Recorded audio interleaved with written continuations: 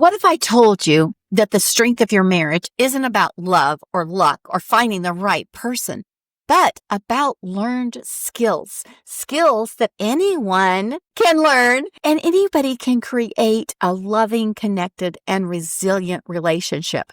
It's like a tree. We've talked about the roots going down deep, and that provides some stability, but that the trunk comes up. It provides the structure. It brings things up to the sky, creates strength and flexibility, and thinks about how do you handle conflict, learning how to communicate, learning how to nurture your emotional bond. These are skills that can be learned. That's the best part. We're not just stuck with what we've got. This is what we're going to be talking about today. And for a lot of us, when we talk about these skills, we come with a set of skills that we were usually taught by our caregivers. And if they were like my folks, they weren't the best in doing relationships, and I didn't learn a whole lot. So it was kind of scary when we first got married. It took us to learn all kinds of new skills to be able to have the kind of marriage that I really wanted to have with it too. So if you find yourself in that place, you're sitting in the right spot here, because the things you're learning on these videos are going to help you establish and learn how to do those skills. We're Clay and Sonia, Heart Life Coaching, and we believe marriage isn't about just surviving. It's about thriving. And with the right tools, you can turn conflict into connection, and you can create the marriage you've always wanted, full of love and trust and joy, and the tools to do it. Every tree grows a new ring each year. How old is the tree? Every ring represents that year. The same thing happens in marriage, but whether those rings show growth or strain depends on how well you and your partner navigate everyday moments and connection, and how you handle conflict with that.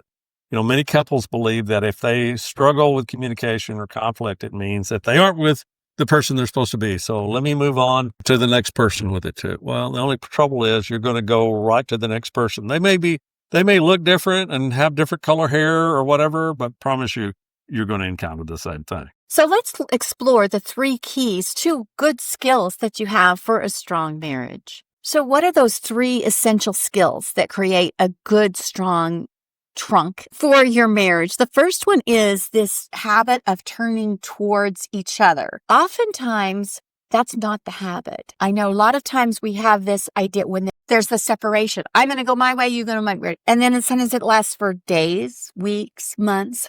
But really creating this skill of turning towards each other to come together and to repair that relationship. So strong marriages are built in these moments of connection. Another part of the trunk is managing conflict in a healthy way with it. Every couple has disagreements. Don't care who you are, don't care where you live, don't care what country you live in, they'd have conflicts.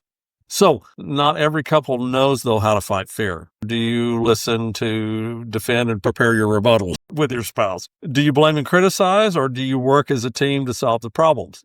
Conflict isn't a sign of a bad relationship, but it's how you handle it that matters.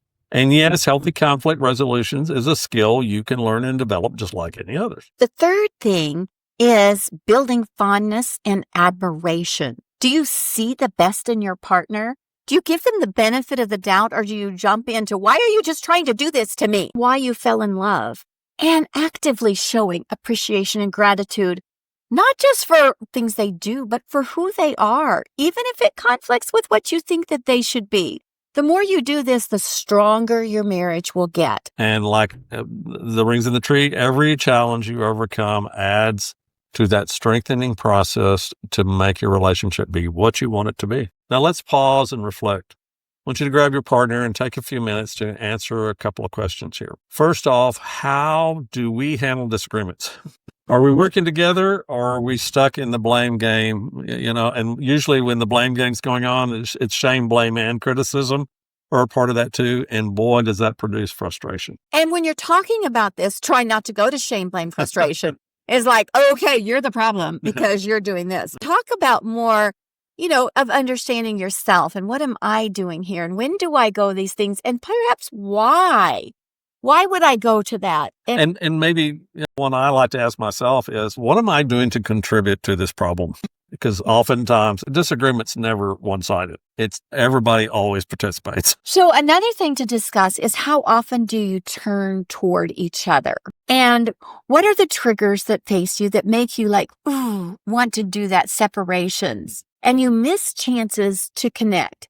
I think Gottman talks about bids for connection. And so if your partner says, oh, let's go for a walk, and you say, oh, I'm just too tired. I'm just too busy. It's like, oh, I'm going to go for a walk with you. That's really, don't be too busy for your partner. There are times when, you're tired. If you've been up all night with a baby, you're going to be tired. But be open to those times where your partner is asking for you to connect with them. And it's not just when you have babies either. I work with a lot of couples that are in our space in life, and they don't have kids at home anymore. They're empty nesters, and they still don't take time for each other to do those things. So that's really important.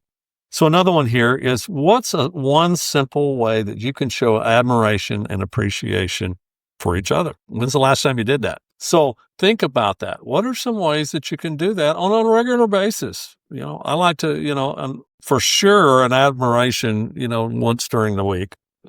Hey, you're more than a man can stand when you walk by, or whatever with it too, which is embarrassing her, and she tells me to hush. But it's admiration. Why? Because I think she's beautiful. An appreciation. Thank you for bringing me a glass of tea when I was stressed out working, on the computer. It doesn't have to be big things. What are those things for you guys, though? That's the important thing. These will determine whether your relationship grows stronger or whether it kind of cracks under the pressure.